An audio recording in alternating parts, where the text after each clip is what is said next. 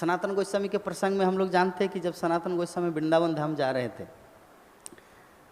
एक असिस्टेंट को साथ लेकर, तो उनके पास कितना स्वर्ण मोहर था? 8। तो 8 में से जिस ढाबा में वो लोग रुके थे, अब ढाबा ही बोला जाएगा कि अभी तो ढाबा नाम है, पहले कोई दूसरा नाम था प्राचीन काल में, तो उसे ढाबा ही मान लीजिए। तो ढाबा में जहाँ पे रुके थे, जो और गेस्ट हाउस भी सुविधा होता है और खाने के लिए भी प्रबंध, तो खैर वो तो कुछ चावल वगैरह लेके सनातन गोस्वामी खुद रसोई करके खा पी के रात को सो गए। तो जिस ढाबा का मालिक था उनके पास एक ज्योतिष था, और ज्योतिष सब कुछ बता देते थे कि जितने सारे यात्री यहाँ पर आते थे किसके पास कितना धन है, उनको ये सब चीज़ पता चल जाता था।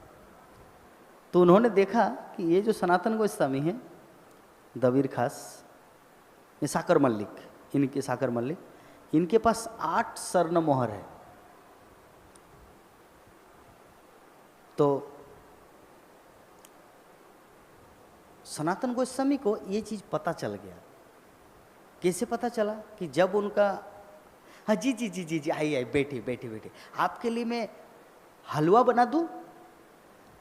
अच्छा, आपके लिए मैं नया कंबल बिछा देता हूँ। तो जब कोई जान ना पहचान और बन गया घर का मेहमान, तो कुछ तो गड़बड़ है। हो लड़की बहुत ब्यूटीफुल है, हाँ माता जी आइए आइए आइए आइए आइए आइए, आप तो बहुत अच्छे हैं, आप इस्कॉन में बहुत डोनेशन। तो लड़की समझ जाते कि ये कुछ तो गड़बड़ है। तो उसी प्रकार किसी लड़के को अगर बहुत हाव भाव दिया जाता है तो लड़का समझ, यार ये तो मेरे पीछे ही पड़ गए क्योंकि मैं ऑफिसर हूँ इसलिए। तो क्योंकि सामने जो चीज़ है प्रकट हो जाता है। तो सनातन गोस्वामी था प्रधानमंत्री। माता जी सोइए मत, सनातन गोस्वामी कौन थे? प्रधानमंत्री। पूरे भारत का शासन कौन चलाते थे? नवाब हुसैन शाह। जो भारत था राजधानी, मतलब बंगाल था पूरे भारत का राजधानी, मालदा, और उसका प्रधानमंत्री कौन थे? सनातन गोस्वामी।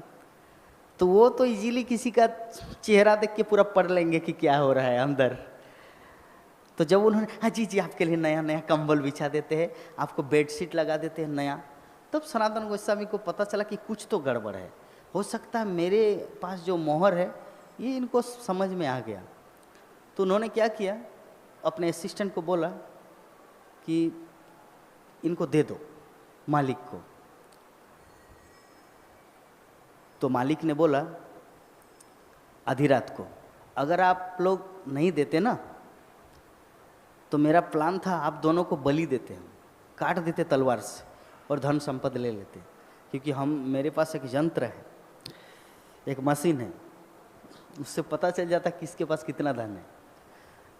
तो अच्छा हुआ कि आप लोग अपनी तरफ से खुद से आके दे दिए, लेकिन फिर भी आपके पास एक है, मतलब 7 स्वर्ण मोहर दिया, 8 उनके पास था, फिर भी एक पीस आपके पास, हाँ ठीक है वो कोई बात नहीं, वो आप लोग रखिए।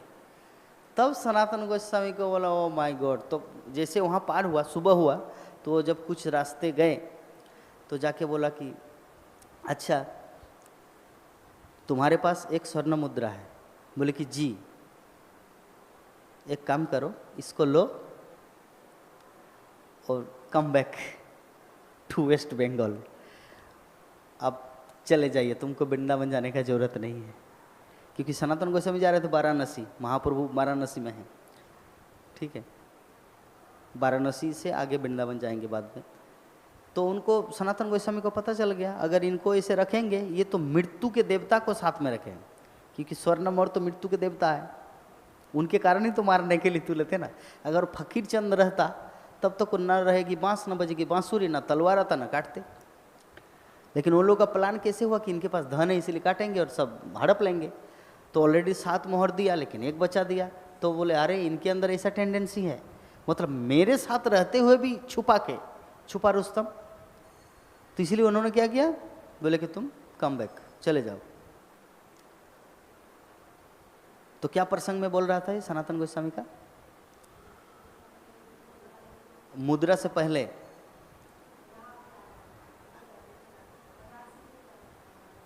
नहीं, उससे पहले में ये घटना क्यों बोला?